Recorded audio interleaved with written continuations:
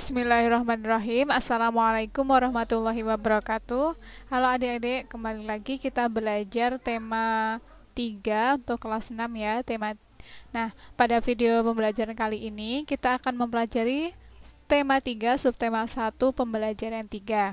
Nah, apa saja yang akan kita pelajari?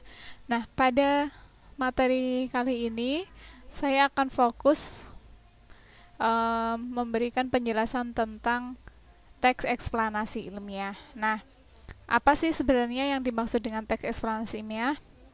Di video yang sebelumnya kita sudah mempelajari tentang teks eksplanasi. Teks eksplanasi adalah teks yang menjelaskan tentang kejadian alam maupun peristiwa sosial. Nah, sekarang yang akan kita bahas adalah teks eksplanasi ilmiah.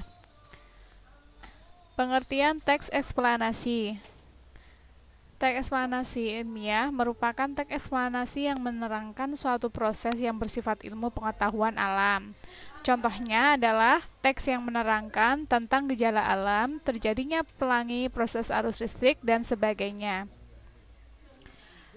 Nah, fungsinya adalah memberikan penjelasan kepada pembaca tentang proses terjadinya sesuatu yang disusun menurut sebab akibat.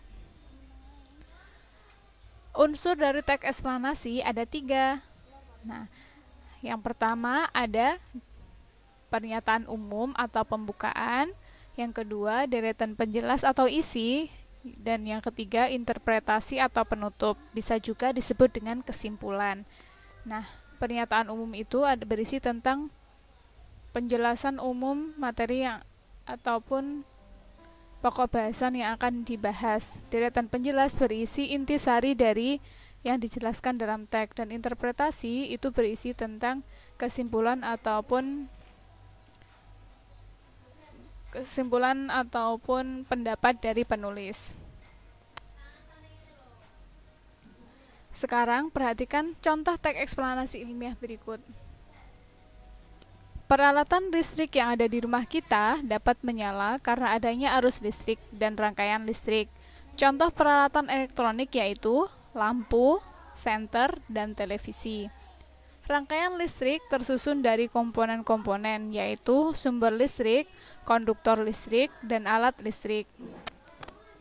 Selain itu, kita juga memerlukan saklar, yaitu alat yang dapat menyambung dan memutus arus listrik dalam rangkaian listrik. Dalam rangkaian listrik sederhana, sumber listrik misalnya baterai, komponen konduktor misalnya adalah kabel listrik.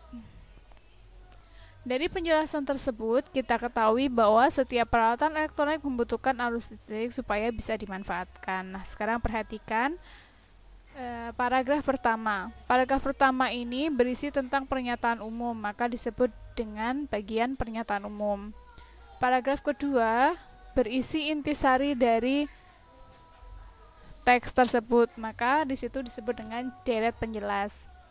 Dan pada paragraf ketiga ini adalah kesimpulan ataupun interpretasi, di mana interpretasi ini boleh ditulis ataupun tidak.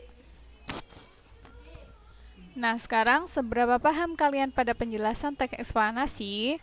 Ayo coba kalian buka lagi buku kalian dan temukan teks eksplanasi dan carilah mana yang dimaksud dengan pernyataan umum, deretan penjelas, dan interpretasi atau penutup. Nah, terima kasih, selamat belajar, jaga kesehatan. Wassalamualaikum warahmatullahi wabarakatuh.